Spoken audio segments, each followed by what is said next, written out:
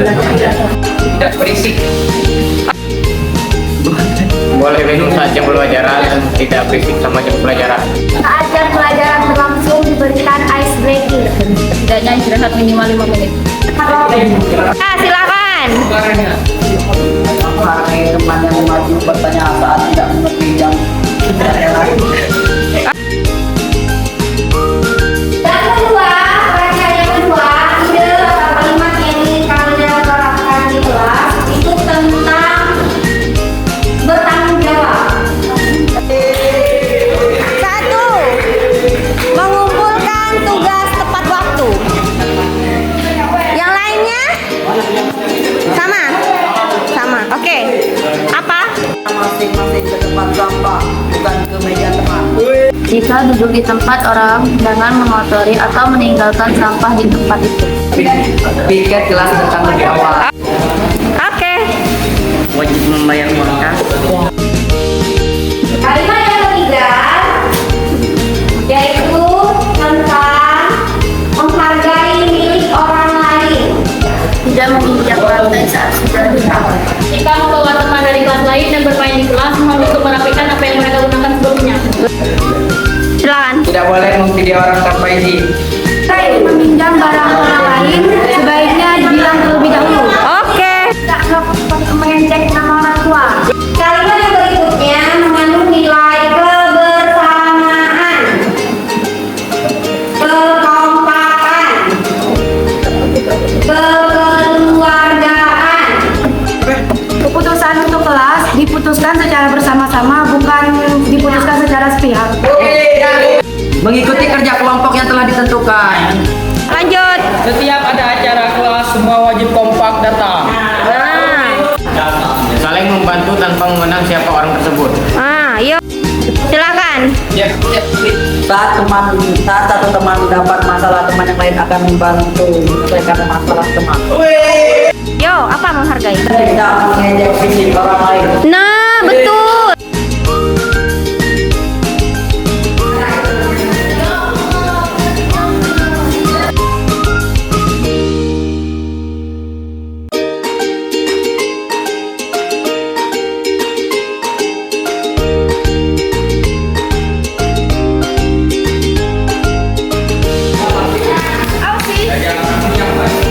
Tempel di mana? Harapan.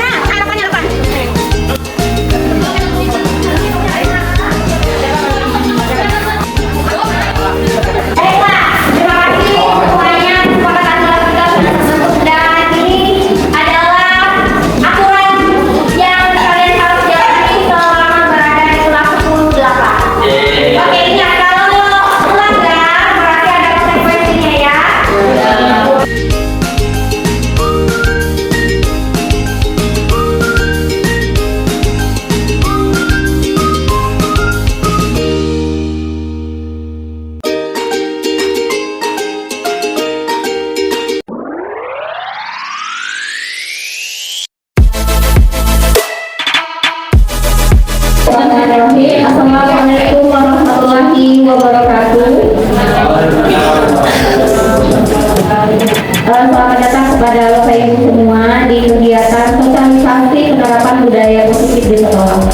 Baiklah Bapak Ibu, untuk pertama-tama ini marilah kita membuka kegiatan ini dengan melafazkan basmalah. Kita langsung saja Bapak Ibu, berikut ini adalah pemaparan materi tentang budaya positif. Oke, baiklah Bapak Ibu, sebelum saya memaparkan lebih lanjut materi tentang budaya positif, ada baiknya Bapak Ibu melihat tayangan video berikut ini. Assalamualaikum warahmatullahi wabarakatuh. Video kali ini tentang pemahaman filosofi Ki Hajar Dewantara yang disajikan dalam bentuk sebuah cerita. Di ruang perpustakaan, cerita sedang berjalan sesuatu. Dan rekan Bu Yuna, Bu Nisa datang menghampiri. Percakapan mereka pun dimulai. Bu Yuna, sedang apa? Dari tadi seru sekali tampaknya.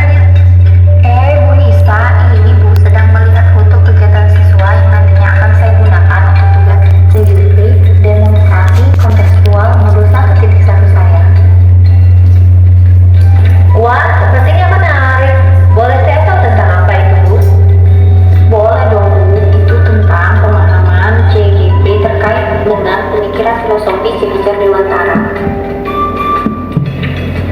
Menurut pemahaman filosofi Ki Dewantara, tujuan pendidikan adalah untuk menuntun segala kekuatan kodrat yang ada pada anak-anak itu, agar mereka sebagai manusia dan anggota masyarakat dapat mencapai keselamatan dan kebahagiaan yang setinggi-tingginya. Jadi, guru yang merupakan bagian dari pendidikan bertugas sebagai penuntun murid-muridnya sesuai dengan kodrat yang ada pada mereka sebagai manusia dan anggota masyarakat. Menurut filosofi Ki Dewantara, tugas guru diibaratkan seorang petani dan siswa diibaratkan sebutir benih. Misalnya, benih padi akan tumbuh menjadi padi, tidak mungkin menjadi jagung. Dan tugas petani merawat, memupuk benih sebaik-baiknya agar tumbuh sesuai dengan kodratnya dan dapat memberi manfaat. Ki Dewantara telah menggaungkan pemikiran menghamba kepada murid, yang berarti pembelajaran yang berpusat kepada peserta didik sebagai subjek dalam pembelajaran, menekankan pada minat, kebutuhan, dan kemampuan individu, menghadirkan model dan metode pembelajaran yang sesuai dengan zamannya. Dan semboyan pemikiran Ki Dewantara ing ngarsa sungtulodo ing madya mamungkarsa Guri Handayani sampai saat ini. Benar Bu, semboyan perjuangan bangsa yang kita kenal sampai saat ini dalam pendidikan. Ing ngarsa sungtulodo artinya di depan seorang guru harus mampu memberi teladan atau contoh tindakan yang baik. Ing madya mamungkarsa artinya di tengah atau di antara murid seorang guru harus menciptakan prakarsa dan ide. Tuduri Handayani artinya dari belakang seorang guru harus memberikan dorongan dan arahan. Jadi, menurut Ki Dewantara, guru harus menjadi teladan, mampu memberikan gagasan, dan pemberi motivasi yang baik kepada murid-muridnya. Wah, perbincangan kita seru sekali. Wawasan saya bertambah nih. Jadi semangat ingin ikut dijet Bu Yuna, ingin ikut CGP angkatan berikutnya. Alhamdulillah, senang mendengarnya Bu. Dan ini foto-foto kegiatan pembelajaran siswa yang mendukung penjelasan saya tadi Bu.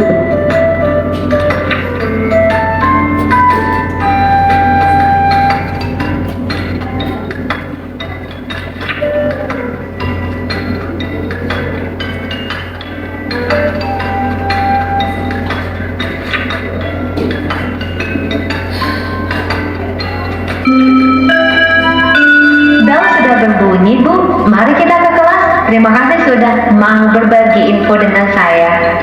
Sama-sama Bu Nisa, mari kita ke kelas. Bapak Ibu, tayangan video tadi merupakan pemahaman paradigma belajar murid. Terkait dengan hal itu, informasi pada tayangan video tadi sudah sangat jelas. Di sini saya mencoba untuk menyampaikan kesimpulannya bahwa sebagai penuntun berarti guru sebagai pemberi informasi atau arahan mengenai pembelajaran yang baik yang tentunya sesuai dengan zamannya. Pembelajaran tersebut merupakan pembelajaran yang harus berpihak kepada murid, di mana murid memiliki bakat, minat, dan karakter yang berbeda, yang disebut juga dengan kekuatan kodrat yang ada pada anak-anak. Kemudian pembelajaran yang kita sampaikan tidak hanya untuk mengasah keterampilan berpikir dalam ilmu pengetahuan melalui model dan metode yang sudah kita terapkan di pembelajaran, tetapi juga pembelajaran yang membentuk karakter. Pembelajaran kedua ini mutlak diberikan kepada murid sebagai manusia yang nantinya mereka akan terjun ke masyarakat dan dapat mencapai keselamatan dan kebahagiaan yang setinggi-tingginya, karena mereka sudah dibekali pengetahuan dan karakter yang baik di sekolah. Demikian Bapak Ibu yang bisa saya sampaikan mengenai paradigma belajar murid. Video mengenai penerapan kebijakan GDP. Nah, sebelum kita mempraktekannya nanti Bapak Ibu, ada baiknya kita melihat tayangan sebagai materi utama kita.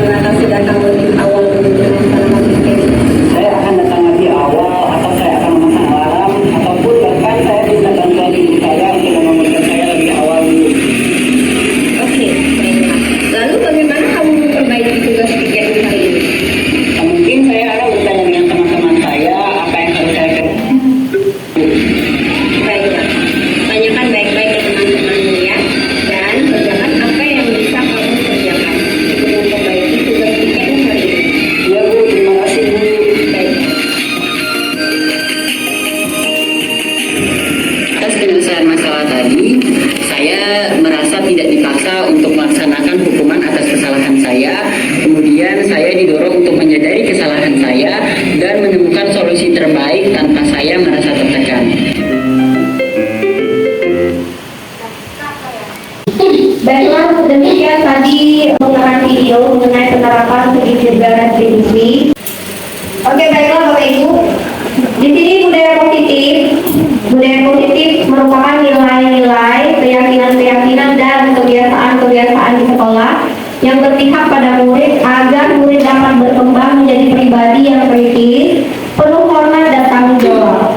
Kemudian budaya positif merupakan perwujudan dari nilai-nilai atau keyakinan universal yang diterapkan di sekolah. Budaya positif yang diterapkan di sekolah adalah salah satu perwujudan dari visi guru yang mengandung nilai-nilai kebijakan sesuai dengan tujuan pendidikan nasional yang dijabarkan dalam profil pelajar Pancasila. Nah, maksudnya di sini adalah ketika kita menerapkan budaya positif di sekolah, tentunya kita mengacu ke aturan-aturan yang ada di sekolah kita. Nah, aturan yang kita buat itu harus sesuai dengan visi sekolah tentunya, yang mengacu pada pembentukan karakter siswa yang tercermin dalam dimensi profil pelajar Pancasila. Kemudian berikutnya, dalam menciptakan budaya positif di sekolah dengan menerapkan konsep-konsep inti seperti disiplin positif, motivasi perilaku manusia, hukuman dan penghargaan, posisi kontrol, keyakinan sekolah atau kelas, dan segitiga restitusi.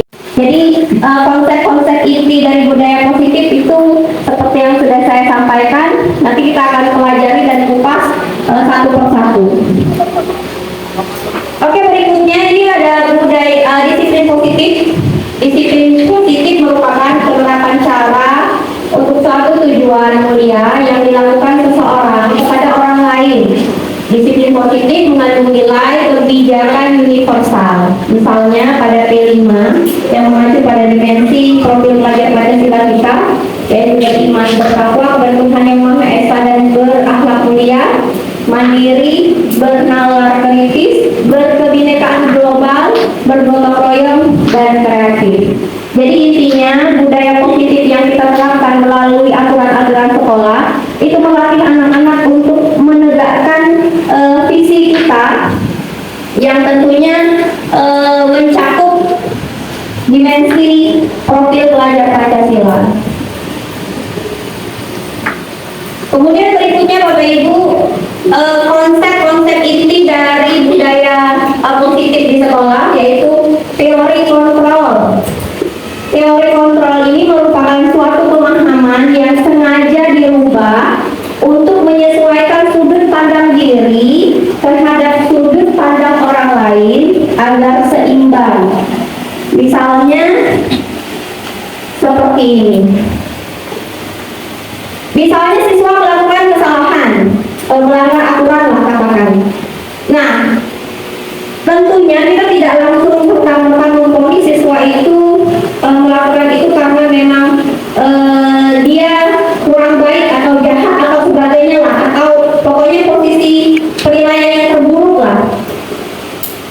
Dengan siswa yang melakukan kesalahan tersebut, setidaknya kita harus bahasanya berpikir positif, karena setiap yang dilakukan, kesalahan yang dilakukan itu memiliki tujuannya masing-masing. Nah, misalkan siswa yang melakukan kesalahan, maka stimulus responnya adalah sebagai berikut. Kita mencoba mengubah orang agar berpandangan sama dengan kita. Ini maksudnya respon umumnya. Maka dengan teori kontrol atau pilihan, kita hendaknya berusaha memahami pandangan orang lain tentang dunia. Maksudnya ini orang mempunyai pandangan yang berbeda-beda. Orang mempunyai pemahaman yang berbeda-beda. Jadi itu yang kita pahami, bahwa setiap orang itu berbeda. Kemudian misalnya stimulus respon berikutnya, berperilaku buruk dilihat sebagai suatu kesalahan. Kita tahu bahwa perilaku buruk siswa itu tentunya dalam pandangan kita itu adalah salah. Ketika mereka melanggar aturan sekolah itu salah. Tetapi dengan teori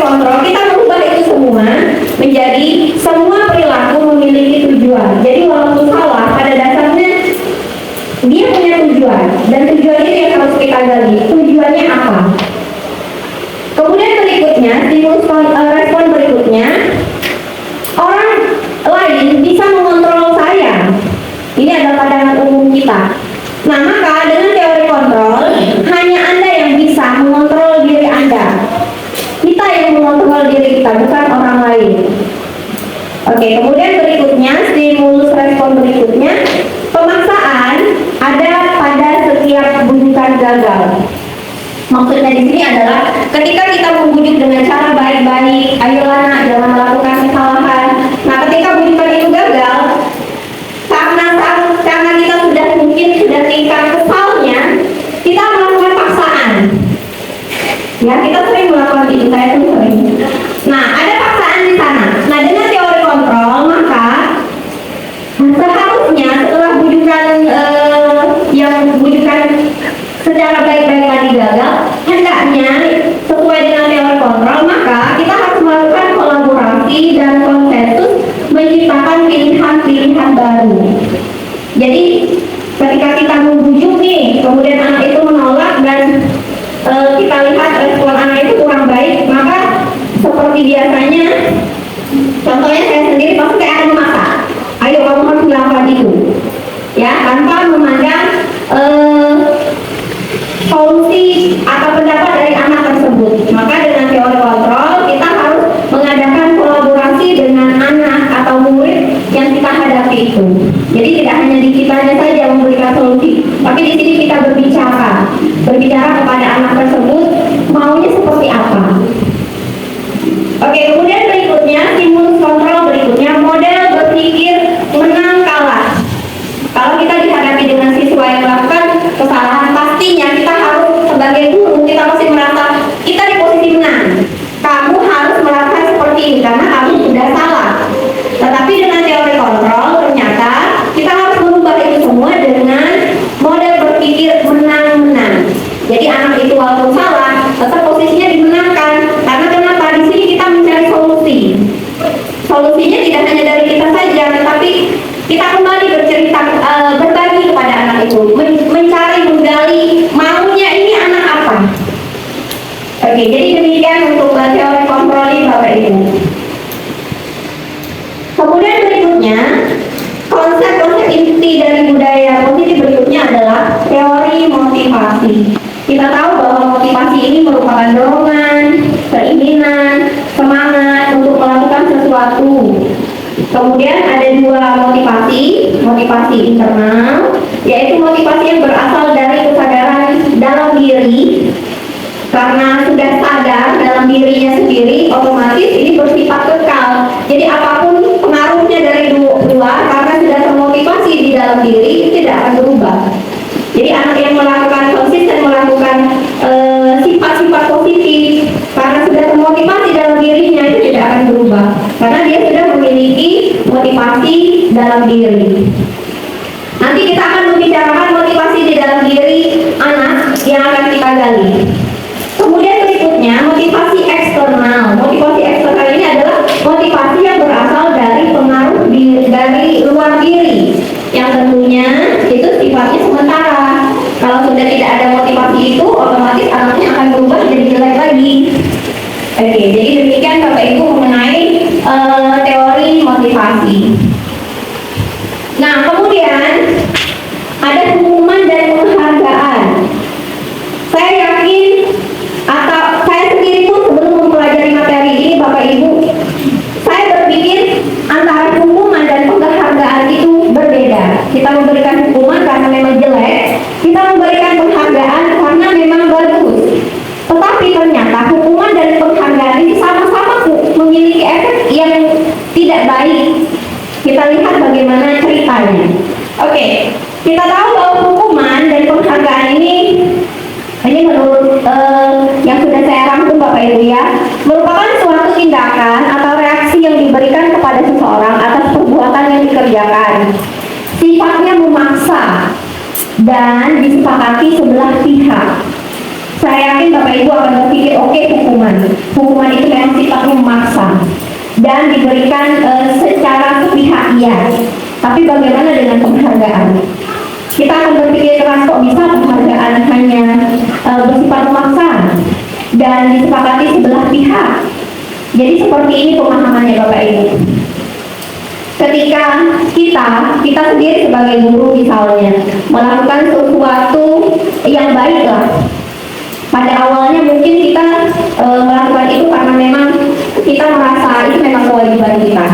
Tetapi suatu saat kita mendapatkan penghargaan dari kepala sekolah misalnya atau pihak-pihak tertentu. Saya yakin untuk kedepannya ada motivasi lainnya yang sudah berubah ketika kita melakukan suatu perbuatan yang biasa kita lakukan, kita niatnya untuk memang itu adalah tanggung jawab kita, karena dengan ada penghargaan tadi pasti berubah. Berubahnya apa? Kedepannya setidaknya sedikit banyak kita akan mengharapkan penghargaan itu, minimal kita mengharapkan penghargaan itu tetap pada kita. Jadi ketika kita datang pagi, tidak hanya sesuai ya, ketika kita datang pagi mengerjakan segala sesuatunya dengan baik, awalnya memang kita niatnya ingin oke, itu memang kewajiban saya, tetapi ketika ada penghargaan motivasinya jadi berubah. Jadi motivasinya setidaknya aku melakukan itu untuk mempertahankan penghargaan yang sudah saya terima. Makanya penghargaan itu sama efeknya dengan hukuman. Jadi mengurangi nilai motivasi internal dalam diri karena sudah bersifat motivasi eksternal. Nah, kemudian selanjutnya, walaupun berbeda dari segi hasil penerimaan, entah itu sifatnya penerimaan bahagia ataupun sedih, tetapi kedua ini seperti yang saya sampaikan tadi merusak motivasi internal seseorang. Bisa dipahami Bapak Ibu? Bisa, Bu. Oke, baiklah, terima kasih. Oke, saya lanjutkan Bapak Ibu. Selanjutnya adalah posisi kontrol guru. Sebelum mempelajari materi ini Bapak Ibu, jujur saja saya tidak, pada dasarnya kita sudah melakukan semua posisi kontrol itu terhadap murid semua. Tapi kita tidak tahu namanya itu apa. Apakah kita sebagai penghukum, apa kita sebagai peninjau, sebagai teman, dan sebagai manajer, kita tidak pernah tahu.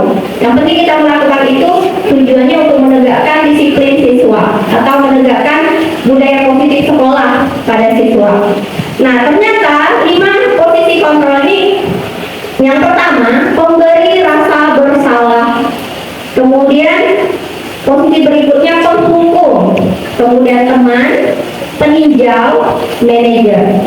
Nah, posisi 1 sampai 4 ini melahirkan motivasi eksternal, dan posisi kontrol 5 manajer ini melahirkan motivasi internal. Nanti akan kita jelaskan di slide berikutnya.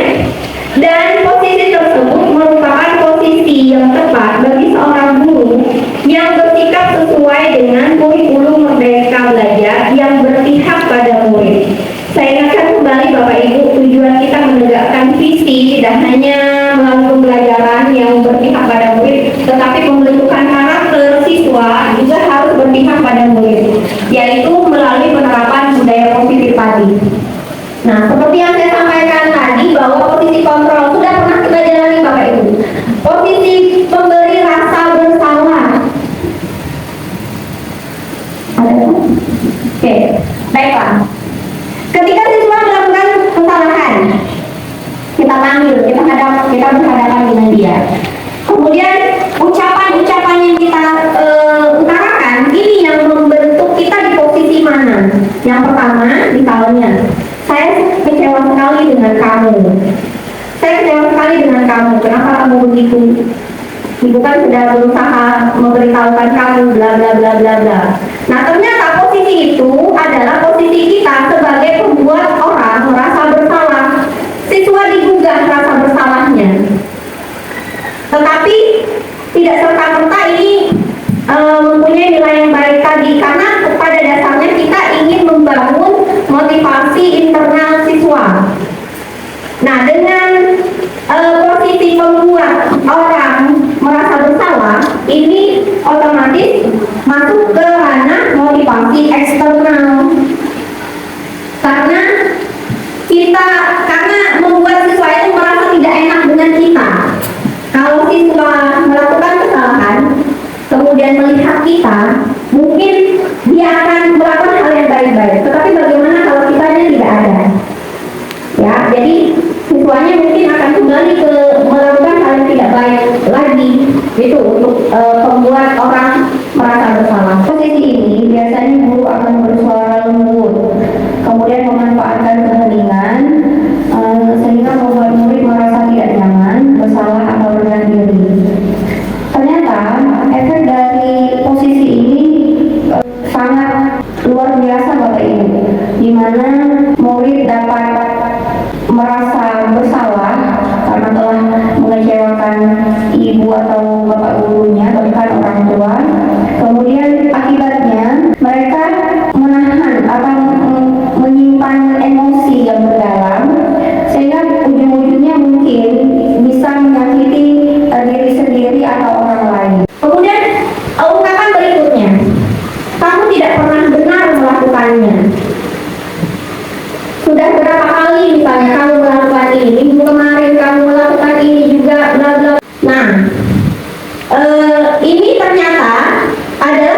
penghukum.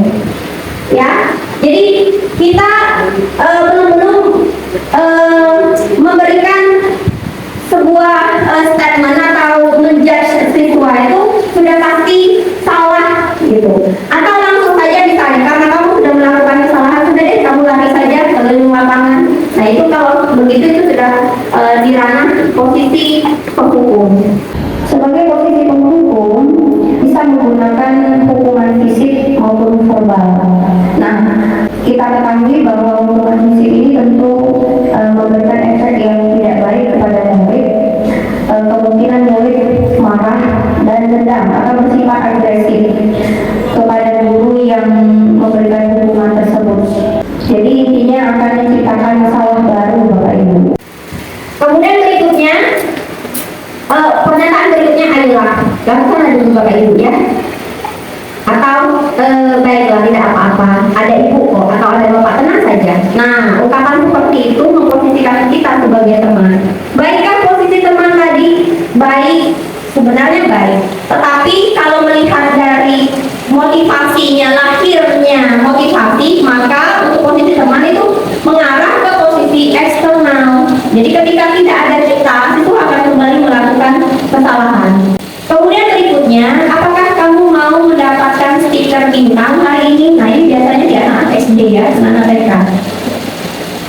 Mendapatkan penghargaan biasanya karena sudah melakukan kebaikan-kebaikan atau melakukan sesuatu yang dianggap luar biasa. Nah diberikan penghargaan. Nah dengan penghargaan ini kita ternyata sudah berada di posisi pemantau. Kita sebagai seorang guru bertugas mengawasi dan memantau murid berdasarkan pada peraturan-peraturan dan konsekuensi yang ada. Sehingga murid terkesan selalu ingin diawasi, dikontrol, sehingga menjadikan murid ini tidak mandiri karena selalu berada dalam pengawasan guru dan kontrol guru. Selanjutnya, bagaimana kamu bisa menyelesaikan masalah ini? Nah ini, ungkapan seperti ini adalah posisi kita sebagai manajer, di mana kita mencari solusi tidak hanya pada diri kita saja memikirkannya, tetapi mengajak siswa untuk memikirkan solusi yang terbaik untuk dirinya sendiri. Jadi tidak hanya kamu harus begini, kamu harus begini, kamu dari lapangan begini. Tidak. Walaupun akhirnya siswa itu misalnya jika melakukan kesalahan suatu hari misalnya endingnya solusinya yang dia keluarkan adalah baiklah saya keliling lapangan saja, tidak apa-apa. Tapi setidaknya kita awali dengan komunikasi, ngajak si anak ini mencari solusi buat dia. Jadi tidak hanya kita yang menetapkan. Nah itu posisi manajer. Tugas kita hanya mendorong, mengarahkan murid untuk menemukan solusinya sendiri. Nah itu posisi-posisinya tadi Bapak Ibu. Nah untuk posisi yang selain manajer itu melahirkan motivasi eksternal, ini yang perlu kita perhatikan sekali. Seperti yang saya sampaikan tadi, kita semuanya sudah merasakan di semua posisi itu. Cuma kita tidak tahu namanya apa. Yang saya tahu untuk saya sendiri, saya belum melakukan posisi manajer. Belum saya lakukan karena saya baru tahu ilmunya. Ternyata ketika menghadapi siswa yang bermasalah itu sebaiknya kita melakukan posisi manajer, karena di mana sesuai dengan visi kita adalah berpihak kepada murid. Jadi muridnya ini walaupun bersalah kita ajak berpikir, mencari solusi untuk dia sendiri. Baiklah. Selanjutnya kebutuhan dasar manusia. Kebutuhan dasar manusia ada 5, itu kebutuhan hidup, sandang, pangan, kemudian kasih sayang dan rasa diterima. Ini mengacu pada perhatian, diterimanya hubungan keluarga, pertemanan dan sebagainya. Kemudian 3, penguasaan. Ini sifat pengakuan atas kemampuan. Kemudian kebebasan, ini kemandirian, otonomi, memiliki pilihan, mampu mengendalikan. Kemudian yang terakhir 5, kesenangan. Nah kesenangan ini dapat bermain, tertawa, mendapatkan hiburan dan sebagainya. Nah kebutuhan dasar ini Bapak Ibu, ketika siswa melakukan kesalahannya pasti ada dari kelima ini yang mendasarinya. Pasti ada. Jadi kita tinggal gali, dia ini melakukan kesalahan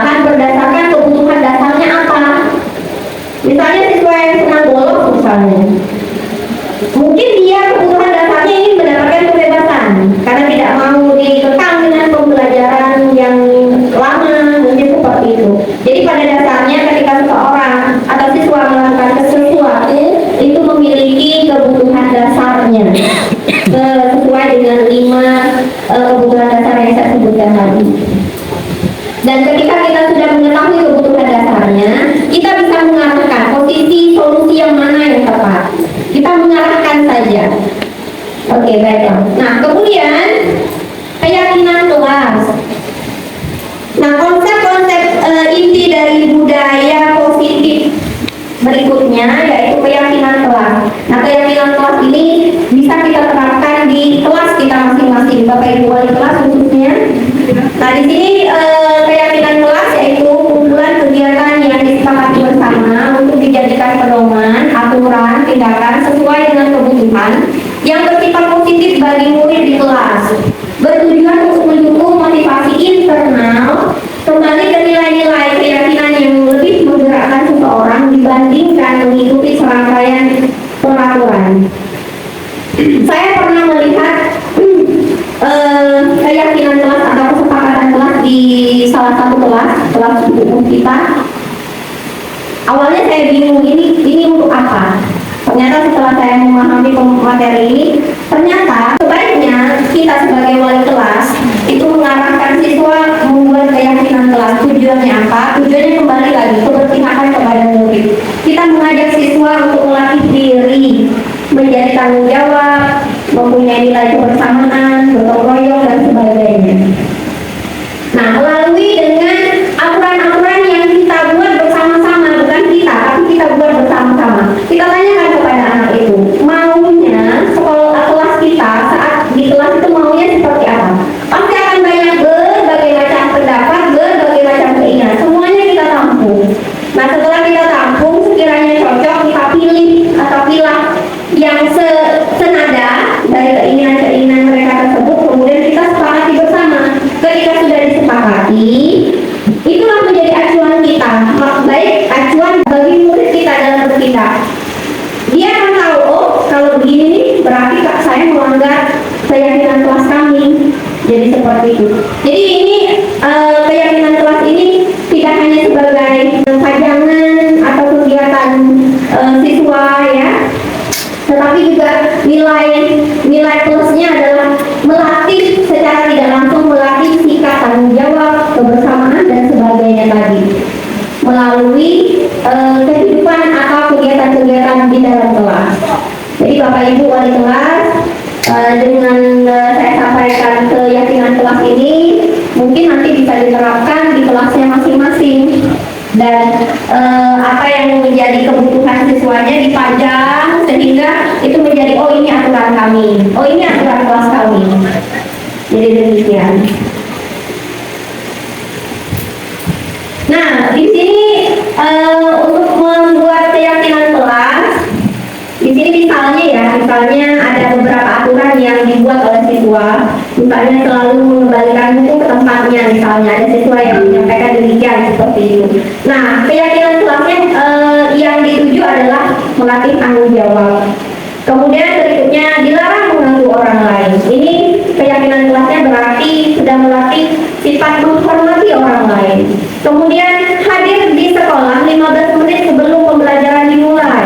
Nah, nilai keyakinan kelas yang dilatih itu menghormati orang lain dan berkomitmen.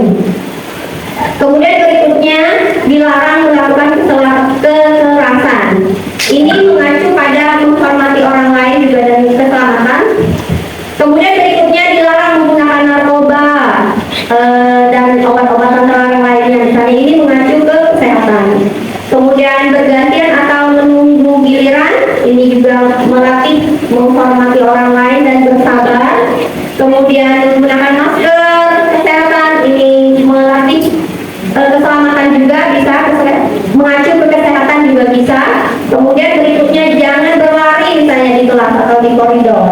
Ini mengacu ke keyakinan kelas, melatih diri dalam hal keselamatan dan keamanan. Jadi nanti Bapak Ibu di kelasnya silahkan ajak siswa-siswanya, mari kita buat keyakinan kelas biar menjadi aturan kita. Ketika kita bertindak, siswa melakukan pelanggaran, kita punya sesuatu kekuatan yang bisa yang bisa diingatkan kepada siswa tersebut, dan bisa jadi aturan atau keyakinan kelas yang sudah kita buat itu menjadi rambu-rambu pengingat siswa agar mentaati keyakinan yang sudah disepakati. Nah, Bapak Ibu segitiga restitusi. Nah, dalam budaya positif di kelas maupun di sekolah, penerapannya yang pertama itu kalau di kelas itu membuat keyakinan kelas bersama siswa-siswa kita. Kemudian yang kedua, segitiga restitusi. Ini ketika kita menghadapi siswa yang melakukan kesalahan. Kalau keyakinan kelas tadi untuk sebagai ragu-ragunya agar siswa tidak melakukan kesalahan, tetapi kalaupun siswa melakukan kesalahan, apa yang harus kita lakukan? Nah, kita terapkan segitiga restitusi. Nah, tadi segitiga restitusi yaitu proses menciptakan kondisi bagi murid untuk memperbaiki kesalahan mereka sehingga mereka bisa kembali pada kelompok mereka dengan karakter yang lebih kuat. Restitusi juga merupakan proses kolaboratif yang mengajarkan murid untuk mencari solusi untuk masalah mereka. Jadi di sini kita berkolaborasi bersama murid, bukan kita. Karena prinsipnya adalah menang-menang, bukan menang-kalah. Kemudian berikutnya membantu murid berpikir tentang orang seperti apa yang mereka ingin menjadi. Maksudnya kita mengingatkan kembali tujuan mereka itu apa. Setidaknya manusia itu kan harus punya tujuan hidup. Nah, kita ingatkan kembali. Nah, kemudian dan bagaimana mereka harus memperlakukan orang lain. Jadi itu tujuan dari segitiga restitusi. Untuk melakukan penerapan segitiga restitusi ada 3 tahapan Bapak Ibu seperti yang sudah Bapak Ibu lihat tadi tayangan videonya, yaitu pertama menstabilkan identitas. Ini yaitu membuat anak merasa gagal karena membuat salah menjadi positif terhadap dirinya. Ini maksudnya itu seperti apa? Menstabilkan identitas. Oke, kita tahu anak itu melakukan kesalahan, tetapi tidak serta-merta kita ponis dia salah. Kita harus membuat kalimat yang mendamaikan situasi, yang tidak memojokkan anak itu melakukan kesalahan itu adalah kesalahan yang sangat fatal. Tidak. Jadi menstabilkan identitas yang pertama. Ungkapan-ungkapannya nanti seperti apa akan kita lihat di slide berikutnya. Kemudian validasi kebutuhan atau tindakan yang salah. Seperti yang kita sampaikan tadi, kebutuhan dasar manusia ya Bapak Ibu itu mengacu ke sana, yaitu membuat murid mengenali basic need-nya, kebutuhan dasar yang ingin dipenuhi ketika melakukan kesalahan itu. Jadi setiap manusia yang melakukan kesalahan apapun itu punya tujuannya masing-masing. Kemudian yang terakhir menanyakan keyakinan. Nah, menanyakan keyakinan ini anak melihat kesalahannya dihubungkan dengan norma sosial dan nilai yang didasari manusia berinteraksi dengan orang lain. Nah, seperti yang saya sampaikan tadi, ini poin-poin menstabilkan identitas. Sebagai guru, apa sih yang harus kita ungkapkan? Apa sih kalimat yang harus kita ucapkan? Yang pertama, berbuat salah itu hal yang manusiawi. Jadi ketika mungkin anak melakukan kesalahan, tapi terkadang dia tidak mengakui. Pertama, Bapak Ibu harus membuat anak itu mengakui bahwa yang dilakukan itu salah, mengacu pada aturan-aturan yang ada. Dan kita stabilkan identitas dengan mengatakan berbuat salah itu hal yang manusiawi. Manusiawi kan Bapak Ibu, berbuat salah itu. Iya, tidak hanya murid tetapi guru juga sering berbuat salah. Kemudian tidak ada manusia yang sempurna. Benarkah Bapak Ibu tidak ada manusia yang sempurna? Begitu juga tidak hanya murid yang dalam proses belajar, guru juga begitu. Kemudian Bapak Ibu juga buat salah. Maksudnya tidak hanya kamu yang berbuat salah, Bapak Ibu juga berbuat salah, pernah melakukan kesalahan. Mungkin ungkapannya seperti itu. Kemudian berikutnya Bapak Ibu tidak tertarik untuk mencari tahu siapa yang benar, siapa yang salah. Bapak Ibu lebih tertarik untuk menyelesaikan masalah. Ya. Jadi kita tidak, misalnya ada yang mengaku dia yang salah, enggak dia yang salah, saya begini. Nah, sebaiknya kita mengatakan bahwa saya tidak tertarik untuk mencari siapa yang salah, siapa yang benar. Yang saya tertarik di sini adalah mencari atau menyelesaikan masalahnya. Kemudian berikutnya, kalau kamu menyalahkan dirimu sendiri terus-menerus, apakah kamu bersikap baik pada dirimu sendiri? Seperti itu. Nah, cara kita menstabilkan identitas. Ini bahasa Indonesia kita, bangsa daerah kita, agar anak-anak mengerti apa yang kita mau.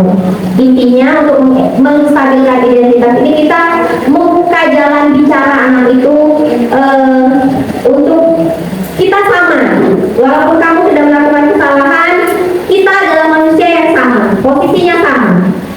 Dalam menstabilkan identitas, kesimpulan yang dapat saya sampaikan adalah pada ungkapan-ungkapan tersebut, pada dasarnya dapat membantu murid yang melakukan kesalahan untuk bisa tenang dan kembali ke suasana hati, di mana proses pembelajaran dan penyelesaian masalah bisa dilakukan.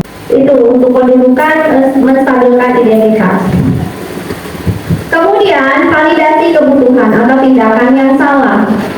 Nah, setelah melakukan menstabilkan identitas, kemudian langkah berikutnya guru berkata, kamu bisa saja kan melakukan hal yang lebih buruk, tapi kamu tidak melakukannya kan, seperti itu.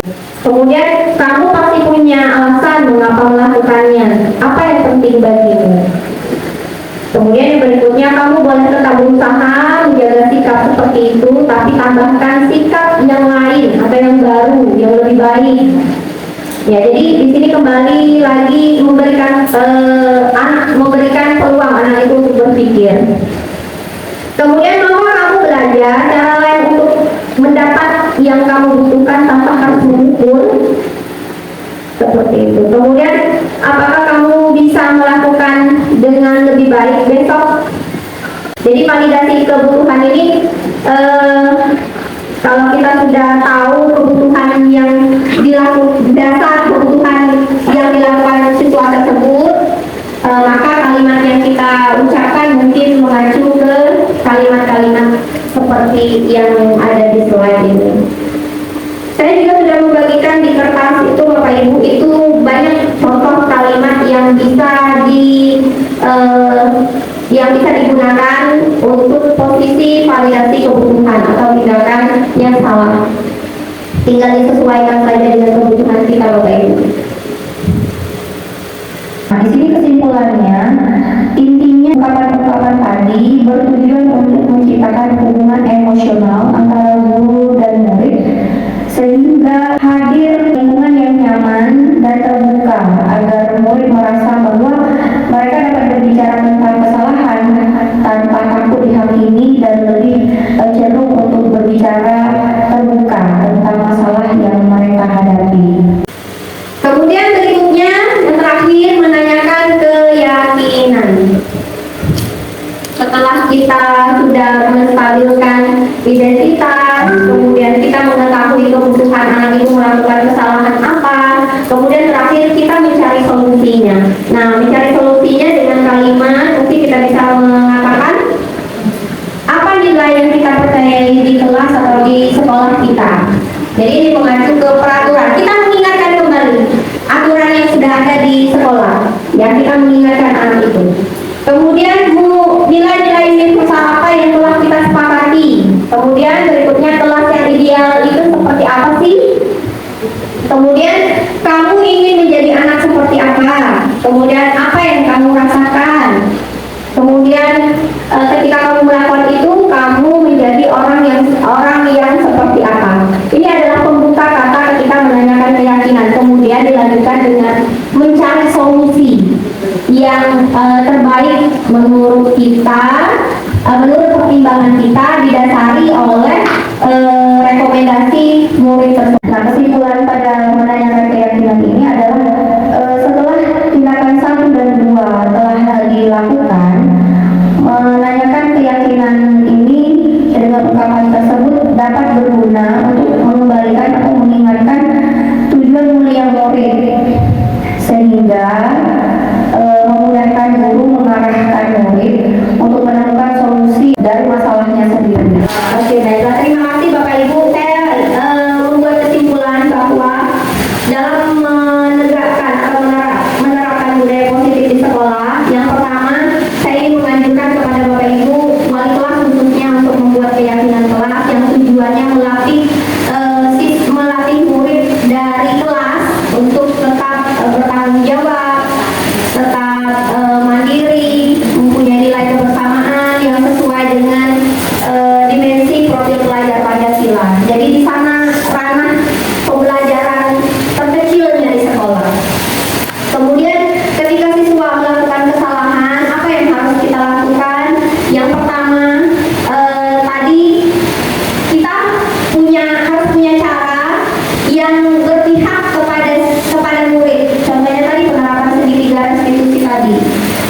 Tetapi ketika misalnya segitiga restitusi itu dengan lemah lembut kita sudah melakukannya, tetapi siswa masih saja melakukannya, kira-kira apa yang kita lakukan Bapak Ibu? Ada yang mau kasih komentar? Tadi kan untuk segitiga restitusi itu kita berada di posisi manajer kan Bapak Ibu kan? Ya. Bagaimana kalau kita kembali ke posisi yang lainnya sebagai penghukum, pemantau, teman, dan pemberi rasa bersalah? Bolehkah? Jawabannya boleh Bapak Ibu. Dengan satu catatan, kita punya modal untuk mengarahkan siswa menuju ke bernalar kritis, pembelajaran yang berpihak pada murid melalui penerapan segitiga restitusi. Tetapi kalaupun itu masih gagal, menurut pendapat saya pribadi, tidak masalah kita kembali ke 4 posisi lainnya sebagai pemberi rasa bersalah, sebagai penghukum, sebagai peninjau, sebagai teman. Itu tidak masalah. Tapi yang awal-awal kita lakukan itu adalah sebagai manajer. Itu untuk posisi lainnya itu adalah tindakan terakhir. Jadi dalam kurikulum Merdeka Belajar ini kan kita dituntut harus memberikan kebebasan kepada siswa untuk cara berpikir, berkreatif. Nah, dalam penegakan karakter pun kita sekarang kan tidak boleh memukul, tidak boleh melakukan kekerasan. Nah, jadi apa yang harus kita lakukan agar anak-anak tetap bernalar kritis, agar tetap berpihak kepada murid? Nah, yang kita lakukan adalah melalui penerapan segitiga restitusi. Jadi intinya adalah kita mengajak anak mencari solusi atas permasalahan dirinya. Oke Bapak Ibu, demikian yang bisa saya sampaikan untuk kesempatan siang hari ini. Baiklah Bapak Ibu, saya buka sesi tanya jawab. Adakah Bapak Ibu yang ingin bertanya? Silakan. Oke, baiklah. Silakan Ibu. Iya, silakan. Assalamualaikum warahmatullahi wabarakatuh. Waalaikumsalam warahmatullahi wabarakatuh. Sebelumnya perkenalkan saya Era Puspitawai Aktif, selaku kebetulan wali kelas 15 dan juga ibu mapel. Di sini ada beberapa yang ingin saya tanyakan kepada Ibu Rina terkait tadi terutama dari hukum, pembuat merasa bersalah dan sebagainya. Mungkin bagaimana jika kita sudah memberikan arahan kepada siswa yang beberapa kali mengulang kesalahan seperti terlambat, tidak mengerjakan tugas, kemudian berada di luar pada saat dia belajar, dan kita sudah memberikan sesuai dengan apa yang disampaikan ibu dengan bahasa yang mampu dan sebagainya, tetapi siswa tersebut mengulang kembali kesalahan yang sama. Nah, bolehkah kami menggunakan cara yang lain? Mungkin agak terkesan agak dengan bahasa yang kayak di sini terkait yang apakah diperbolehkan atau bagaimana, atau ada solusi lain terkait hal tersebut? Terima kasih ibu. Oke, baiklah, terima kasih kepada Ibu Era atas pertanyaannya. Pertanyaannya itu menarik sekali. Baiklah Bapak Ibu, saya kembali ke posisi kontrol dulu. Untuk menjawab pertanyaan Ibu Era tadi, saya kembali ke posisi kontrol dulu. Tadi yang Ibu Era sampaikan itu adalah ketika kita sudah menyampaikan bahasa dengan bahasa yang halus, kemudian mengajak anak untuk melakukan hal yang lebih baik dengan mengajak mencari solusi bersama, berkolaborasi. Nah, kita sudah melakukan posisi manajer. Nah, pertanyaan berikutnya adalah bagaimana kalau masih saja dilakukan, masih saja diulangi? Maka untuk solusinya menurut saya adalah kita boleh kembali ke posisi-posisi pada slide berikut, seperti pemberi rasa bersalah, tidak masalah. Kita ingatkan kembali misalnya, kamu sudah dididik oleh orang tua, ingatkan, beri dia rasa bersalah. Itu menurut saya tidak masalah. Kemudian kalau misalnya masih saja, tidak masalah kalau kita berada di posisi penghukum. Kita beri hukuman yang sekiranya memang masih sesuai. Saya rasa kalau dengan menghukum itu setidaknya membuat anak cepat kalau saya melakukan kesalahan yang berulang-ulang, berarti saya akan menerima hukuman seperti ini. Jadi dia tahu konsekuensinya. Kemudian kalaupun misalnya berteman tadi dengan posisi teman itu sama dengan posisi manajer, kita menyampaikan dengan kalimat yang halus, dengan bahasa yang lembut, gitu ya. Tapi kalau masih pun kita bisa menuju ke posisi lainnya. Sebagai peninjau misalnya, kita ingatkan kembali kesalahan-kesalahan dia apa. Nah, posisi peninjau ini kita melihat kembali track record apa yang sudah dilakukannya. Jadi kita mengingatkan kembali. Kemudian dengan menggunakan bahasa yang keras pun juga tidak masalah. Sekiranya memang itu anaknya memang perlu mendapatkan pendekatan yang ekstrim, menurut saya seperti itu. Asal apa yang kita lakukan itu masih dalam koridor peraturan sekolah. Demikian Ibu Vera yang bisa saya sampaikan. Mungkin ada Bapak Ibu yang ingin menanggapi. Oke, ada yang Bapak Ibu yang bermaksud untuk menanggapi? Oke, Bapak Azhar, kepada Pak Azhar kami persilakan. Begini Bu, tadi terkait dengan pertanyaan Bu Era, ya. Jadi kalau memang setelah kita dalam posisi kontrol manager ternyata tidak merubah respon dari siswa ya. Terus dari jawaban Ibu Rina, ini kita boleh memilih atau kembali ke posisi kontrol yang lain ya. Ini berarti ya posisi manajer ini bisa di tahap awal ataupun misal bukan secara otomatis di posisi terakhir dalam kita menangani berbagai macam masalah siswa ya. Ini seperti itu Bu ya.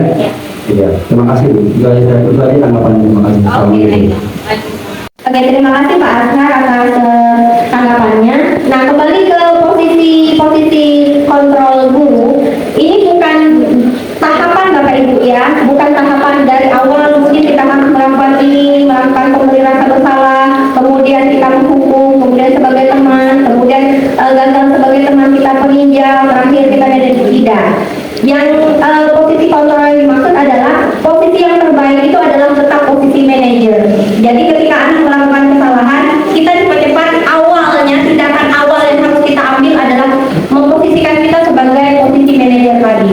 Nah, kalaupun anak atau siswa masih saja melakukan kesalahan, kita boleh mengambil posisi-posisi lainnya yang dianggap sesuai dan dianggap tegas, dianggap bahwa ini adalah solusi yang terbaik untuk anak itu. Jadi tidak masalah kita loncat ke posisi sebagai peninjau dan posisi kontrol lainnya. Jadi demikian Bapak Ibu semua. Baiklah, masih adakah yang ingin bertanya? Oke, Ibu Linda dipersilakan. Bismillahirrahmanirrahim. Assalamualaikum warahmatullahi wabarakatuh. Waalaikumsalam warahmatullahi wabarakatuh. Terima kasih atas kesempatannya. Mohon izin bertanya dulu Bu Rina. Perkenalkan, nama saya Ibu Linda Estatina. Kebetulan saya wali kelas 12 MIPA 4. Mengenai materi yang Ibu sampaikan, alhamdulillah saya telah menerapkan di kelas 12 MIPA 4 tentang keyakinan kelas. Telah membuat keyakinan kelas. Kemudian kita itu menyebarkan budaya positif kepada siswa-siswa. Saya telah melakukan itu, kemudian siswa tersebut kan membuat poin-poinnya tuh. Kita buat kebetulan ada 5: menghormati dan menghargai, empati dan amanah, komitmen, bersikap positif, kreatif dan percaya diri. Masalah di dalam kelas itu salah satunya mungkin poin yang saya ambil adalah kreatif dan percaya diri. Nah, masalah di dalam kelas itu presentasi. Biasanya mungkin Bapak Ibu sudah tahu ya, presentasi siswa itu hanya itu saja, yang pintar saja. Bagaimana misalkan siswa yang levelnya rendah? Nah, bagaimana sih solusinya? Selama saya membimbing mereka 2 tahun setelah ini, mereka baru jujur gitu kan berkata kepada saya, Bu, kita itu bosan. Oh, yang presentasi untuk siswa-siswa yang levelnya tinggi saja. Bagaimana dengan siswa kami? Kami juga ingin berbicara gitu, belajar berbicara. Bagaimana sih Bu, boleh nggak? Kita itu presentasinya ganti-gantian. Oke, nanti kita akan ketemukan solusinya. Bagaimana presentasinya diganti-gantian, itu solusinya sudah saya terapkan Bu Rina. Nah, yang menjadi masalah itu ada menghormati dan saling menghargai. Kebanyakan siswa ini body shaming, saling gimana ya? Oh, kok kamu kurus, kamu gendut gitu kan? Itu menjadi kebiasaan yang sering dilakukan oleh siswa sehari-hari. Terkadang saya bingung apa solusi yang baik kita lakukan. Kita ini terkadang berada di posisi kalau pemukul gak sih? Memberi rasa bersalah terhadap siswa kan. Kalau kita bisa masuk berubah, oh saya bakal jadi manajer nih. Anak-anak kalian tidak boleh body shaming terhadap satu teman yang lainnya gitu kan. Tetapi terkadang kita sebagai guru, kita tidak selalu bisa mengontrol mereka tiap hari. Dan misalkan saya juga sering melakukan bimbingan kepada siswa, nah jangan seperti itu, jangan seperti ini. Tetapi mereka tuh tetap melakukan body shaming terhadap teman-temannya. Menurut Ibu Rina, solusi apa yang kita lakukan kalau kita sebagai guru? Kita kan sudah wali kelas nih, kita misalkan sudah berusaha menjadi manajer, tetapi kita tetap tidak bisa melakukan hal tersebut karena kita tidak 24 jam memantau siswa. Mohon solusinya Bu Rina, bagaimana solusi yang baik kita sebagai guru terhadap siswa? Terima kasih. Oke, terima kasih atas pertanyaannya dari Ibu Winda. Sekaligus juga sudah berbagi cerita di kelasnya tentang penerapan keyakinan kelas atau kesepakatan kelas yang sudah dibentuk. Baiklah, saya akan mencoba memberikan jawaban menurut pendapat saya. Sudah sangat bagus Ibu Winda menerapkan kesepakatan kelas yang gunanya memang mengajak anak-anak untuk lebih bertanggung jawab atas segala perbuatan, mungkin ucapannya juga, mungkin itu sudah Ibu Winda lakukan, itu sangat baik sekali. Nah, ketika kesepakatan kelas sudah dibentuk, tetapi masih ada anak yang masih melanggarnya. Menurut pendapat saya, kita juga selain membuat kesepakatan kelas, jangan lupa menyelipkan konsekuensi ketika anak itu melanggar. Jadi konsekuensinya memang harus kita sepakati bersama agar tidak ada sebagai guru kita menghakimi atau sebagai penghukum lah dalam tindakan mereka melakukan kesalahan tersebut. Setidaknya ada konsekuensi yang disepakati bersama. Itu yang pertama. Dan yang kedua mengenai body shaming tadi, menurut saya sudah benar posisi yang kita tempati pertama adalah posisi manajer. Nah, posisi manajer ini maksudnya adalah kita membuka, mungkin posisinya seperti ini. Ketika Ibu Mina di kelas, Ibu Mina mengajak anak-anak itu semua untuk berdiskusi dengan tema body shaming. Kemudian semua anak mengeluarkan pendapatnya, solusinya bersama-sama berdasarkan pemikiran masing-masing. Di sana Ibu Winda mengajak anak bermain rasa. Bagaimana ketika kamu berada di posisi orang tersebut?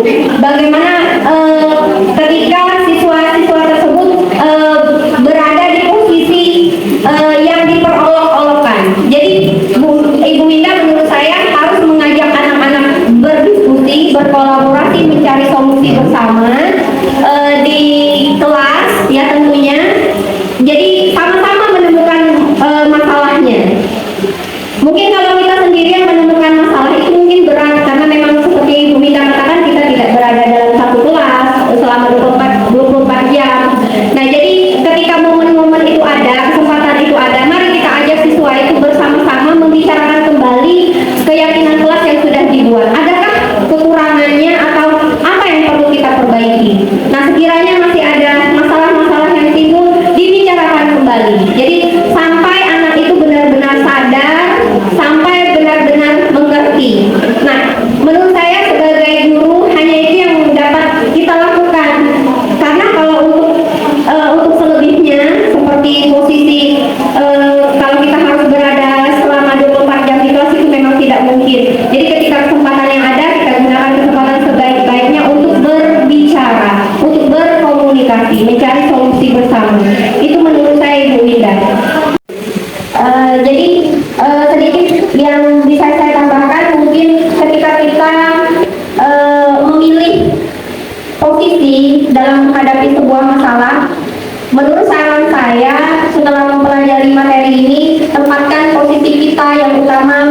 posisi manajer.